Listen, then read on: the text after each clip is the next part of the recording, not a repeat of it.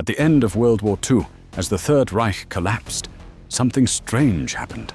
Entire weapons programs, massive rockets, revolutionary jets, secret underground facilities simply vanished. Some were captured, some were destroyed, and some were never seen again. If you're fascinated by the hidden chapters of history, make sure you're subscribed, because what you're about to hear is the story governments tried to bury. The Third Reich spent billions developing weapons that were decades ahead of their time. Rockets that could pierce the edge of space, jet fighters faster than any Allied aircraft, underwater submarines that could run silent for days, even rumored experiments with exotic propulsion. When Nazi Germany fell, the Allies expected to find ruins. Instead, they found prototypes so advanced that they seemed impossible. But here's the question historians still struggle with. How much of that technology survived? And who took it? Because what followed the fall of Berlin wasn't just occupation. It was a race, a secret race for the future. To understand what happened after the war, we need to understand what was being built in its final years. The Nazi High Command believed that so-called Wunderwaffe, wonder weapons, could turn the tide. These programs were given resources Germany couldn't afford, but the results were extraordinary. Short, punchy breakdown. 1. The V2 rocket. The world's first long-range ballistic missile reached 80 to 100 kilometers altitude, the foundation of every modern space program. 2. The Me-262 jet fighter, world's first operational jet, too fast for Allied propeller aircraft to catch. 3. The Horten Ho 229, flying wing, stealth-like design, decades ahead of its time. 4. Type Disappearances, submarine's blueprint for every modern submarine. But one project was so advanced that Allied scientists simply couldn't explain how it worked. We'll get to that soon. As the Red Army and the Western Allies closed in on Berlin, intelligence teams were racing ahead of the front line, not to capture cities, but to capture scientists. The United States launched Operation Paperclip. Britain deployed the secret T-forces. The Soviets sent entire trophy brigades. But there was one problem. Many of the most important scientists were missing. What happened to them? And what happened to the weapons they designed? To answer that, we have to follow the trail across continents. By early 1945, Germany was falling apart. Cities burning, roads clogged with refugees, communications collapsing. And in that chaos, the world's greatest treasure hunt began. Not for gold, for brains. The Allies realized something terrifying. If they didn't seize Germany's secret weapons and the people who built them, the enemy could regroup. Or worse, another nation could take them first. The United States moved first. Under Operation Allsource, small elite teams pushed deep into Germany, sometimes even ahead of frontline troops. Their target wasn't soldiers, it was the scientists working on the Nazi atomic project. When the team reached the town of Heigerloch, they found something extraordinary. A hidden underground nuclear laboratory, with a partially built reactor suspended from the ceiling. It wasn't enough to build a bomb, but it proved Germany was far ahead of what the world believed. Next came the British. Their clandestine unit, known simply as T-Force, was responsible for grabbing high-value technologies before anyone else, friend or enemy. They targeted submarine bases, radar stations, jet factories, and even companies that had created cutting-edge alloys. But they were never alone. Every step they took, Soviet trophy brigades were right behind them, or sometimes already there. As the Red Army pushed west, the Soviets deployed thousands of specialists, engineers, physicists, NKVD intelligence officers, an entire army dedicated to stripping Germany bare. They dismantled factories brick by brick. They seized entire workshops and shipped them to the Urals. And they took scientists, sometimes willingly, sometimes not. The Soviets reached facilities the Western Allies never knew existed. But the biggest shock came at the end of the war. When Allied forces reached certain advanced research centers, the scientists were gone. Entire teams, entire departments. Some had fled south toward the Alps. Some vanished into underground complexes. And some were taken by groups neither side could identify. The race was no longer about capturing what Germany built. It became a race to find the people who held the knowledge. And this is where Operation Paperclip begins. As Germany fell, the United States made a decision that would shape the next 70 years. They would not allow the Soviet Union to claim Germany's top scientists. They would take them instead. It began as a classified program to identify, capture, and secretly transport Nazi specialists to the United States, often rewriting their pasts in the process.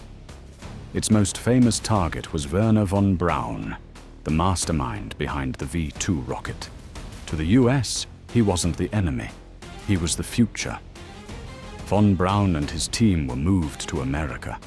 Their expertise powered the early Cold War missile race and eventually took humans to the moon. Another group targeted by Paperclip were Germany's aviation pioneers. Their jet fighter, the Me-262, was decades ahead of every Allied aircraft. American engineers were stunned by the swept wings, composite materials, and engine configurations. These discoveries would directly shape the next generation of US jets. But one aircraft left the Americans speechless. In a dusty hangar in central Germany, US forces uncovered something truly extraordinary. The Horten Ho 229, a flying wing that looked more like a spacecraft than a plane. Its shape reduced radar signature. Its speed rivaled the fastest aircraft of the day. To the US military, it was the grandfather of stealth. But Operation Paperclip raised disturbing questions. Many of the scientists brought to the United States had worked with, or even overseen, forced labor.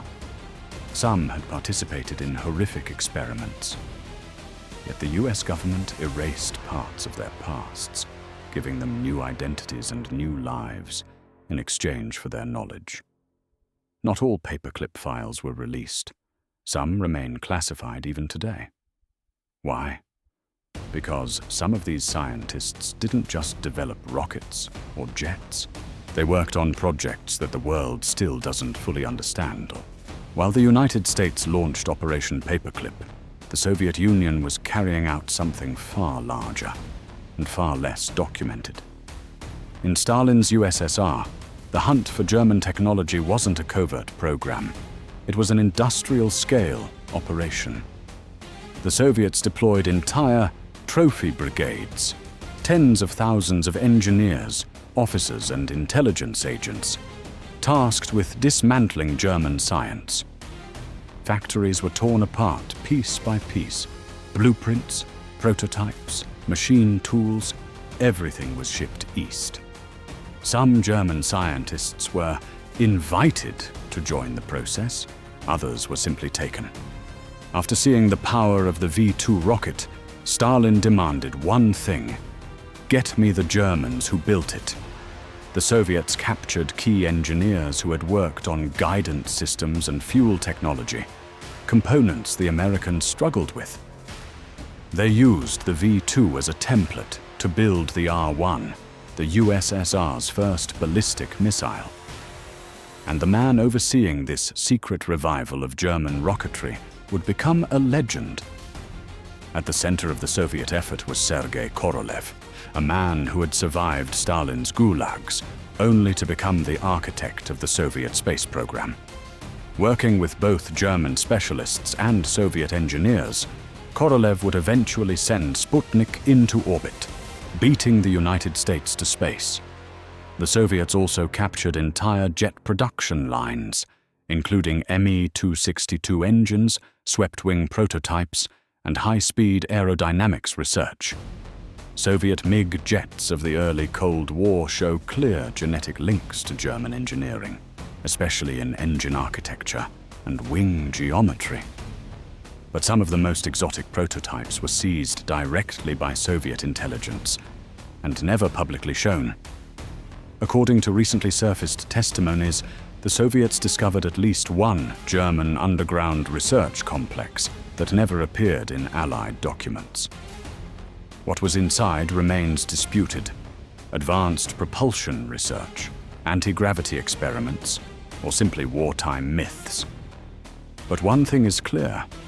Whatever was found there, the Soviets sealed it away, and many German scientists taken from that site were never heard from again. By the mid-1940s, both the United States and the Soviet Union had seized enough German technology to reshape global warfare. But only now do we understand just how revolutionary some of these designs were. These weren't just weapons of war, they were blueprints for the future. First, the V2 rocket, a weapon built to terrorize London that accidentally launched humanity into the space age. The V2 was the first man-made object to reach the edge of space. Every rocket since, from satellites to Mars missions, traces its lineage to this weapon. Next, the Messerschmitt Me-262, the world's first operational jet fighter. The Me-262 was so fast, Allied pilots couldn't keep up. Its swept-wing layout and jet engines became the template for every modern fighter jet. It didn't win the war, but it changed aviation forever. Then came the aircraft that looked like it had fallen from the future, the Horten Ho 229, a pure flying wing, built largely of wood to reduce radar reflection. Decades later, Northrop engineers would admit, yes, we studied it. The idea of a stealth bomber didn't begin in the 1980s. It began in 1944. Germany's last great innovation wasn't in the sky. It was underwater. The Type WW2 submarine was years ahead of its time. It could stay submerged for days, operate in near silence, and outrun Allied ships underwater. After the war, every major naval power, the US, the USSR, the UK, France, built submarines based directly on its design. These were the weapons that changed the world: rockets, jets, stealth, submarines. But here's the unsettling truth. These were only the projects we found. Some of the most extraordinary designs never made it into Allied archives. Prototypes vanished. Facilities were destroyed. Scientists disappeared. And the missing projects are where the story takes a darker turn. So far, we've followed the trail of the technology that shaped the modern world. But not everything Germany built was recovered, or even found. Some projects simply disappeared, and their shadows still linger today. Deep in the Owl Mountains of Poland lies one of the largest underground complexes ever constructed by Nazi Germany. Der Riese, the Giant. Dozens of kilometers of tunnels, huge chambers carved into solid rock, and to this day, no consensus on what the site was really for. Some historians believe it was intended for underground weapons production. Others think it was the early stage of a nuclear facility. Perhaps the most debated missing project is something referred to in modern files as Gerät, or, in later testimonies, Die Glocke, the bell. Descriptions vary, but all refer to a device enclosed in a bell-shaped metal shell, surrounded by extremely high voltage equipment. Was it a scientific experiment, a chemical reactor, a high-energy physics device? Just as strange as the missing prototypes were the scientists who worked on them. Their names do not appear in Soviet files, nor in US intelligence reports. It's as if they left the historical record entirely. Allied intelligence intercepted reports of trucks and trains leaving Lower Silesia, in April 1945, carrying unknown equipment and classified materials. Allied intelligence intercepted reports of trucks and trains leaving Lower Silesia in April 1945, carrying unknown equipment and classified materials. One train, allegedly carrying experimental hardware and documents, departed from the Waldenburg area and vanished. When the Allies began compiling post-war technology reports, they found glaring holes, missing pages, destroyed records, entire departments without clear purpose. When the Allies began compiling post-war technology reports, they found glaring holes, missing pages, destroyed records, entire departments without clear purpose. Both the US and the Soviet Union admitted after the Cold War that some German programs were never fully accounted for. By 1945, the guns had gone silent, but the secrets had not. And in the years that followed, both NATO and Soviet pilots reported encounters with aircraft they couldn't identify, moving in ways no known jet could. The first reports came from NATO pilots in the early 1950s. Objects shaped like discs or wings without tails, climbing at impossible angles. Most were dismissed as experimental American aircraft. Some were blamed on the Soviets, but a few reports specifically compared their shape to something seen in captured German hangars. During the same era, Soviet radar operators and pilots reported unusual high-speed craft over the Black Sea and the Baltic. Recently unsealed Soviet reports acknowledge at least 14 unexplained radar tracks between 1951 and 1956, objects accelerating far faster than any MiG of the era. Some historians believe these were early Soviet attempts to reconstruct advanced German designs. It's important to be clear, none of these Cold War encounters imply extraterrestrial craft. What they do suggest is that both superpowers were experimenting with technologies well ahead of public knowledge, some of which trace directly back to German wartime research. The Cold War was full of secrets, and some of those secrets started in underground labs in 1944. But this raises a final, deeper question. Why did both governments, American and Soviet, classify so much of the wartime science? What did they find that we still aren't allowed to see? We've seen what was recovered. We've seen what was lost. But what about the technology that was buried on purpose? To understand that, we have to step into the world of Cold War politics and moral compromise. When the United States brought German scientists to America, their pasts didn't just disappear. They were erased. Documents were rewritten. War records were altered. Criminal charges were quietly dismissed. Why? Because their knowledge was considered more valuable than justice. This was the first reason many projects were buried. Their origins were simply too disturbing to make public. Across the Iron Curtain, the Soviet Union had its own reasons for staying silent. Stalin didn't want the world to know how much of the Soviet rocket, jet, and submarine programs relied on captured German specialists. The second reason for secrecy, publicly admitting reliance on former enemy scientists, was politically impossible. But there was a deeper layer: strategy. The United States and the Soviet Union both realized that some German concepts were so far ahead of their time that revealing them would reveal national vulnerabilities. You can't publicly admit you've discovered hypersonic prototypes if your own aircraft can't reach half their speed. So they classified the discoveries to maintain an edge, or to hide a gap. Then there were the projects that no one wanted to continue, not because they failed, but because they were too dangerous. High-energy physics experiments without safety protocols, chemical weapons beyond anything used in battle, radar and electromagnetic systems that caused illness in test personnel. These were sealed away for good reason, and in some cases, the scientists working on them disappeared from records. By the 1960s, both superpowers had built entire industries on top of German wartime research. But the truth behind their origins remained hidden. It wasn't just about secrecy anymore. It was about rewriting history. America wanted a clean narrative of scientific triumph. The USSR wanted a narrative of Soviet genius. Neither wanted the world to know how much they owed to captured Nazi technology. But even with all the classified programs, destroyed documents, and buried facilities, there's one question left. What is the true legacy of Germany's secret weapons?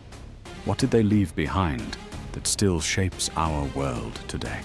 For the past hour, we've traced the path of Hitler's secret weapons, from hidden bunkers to Cold War launch pads. But now, we arrive at the final question. What did Germany's wartime technology truly leave behind? Some of the legacy is obvious. The V2 became the ancestor of every modern rocket. Satellite networks, intercontinental missiles, space exploration, all of it owes something to the German designs of 1944.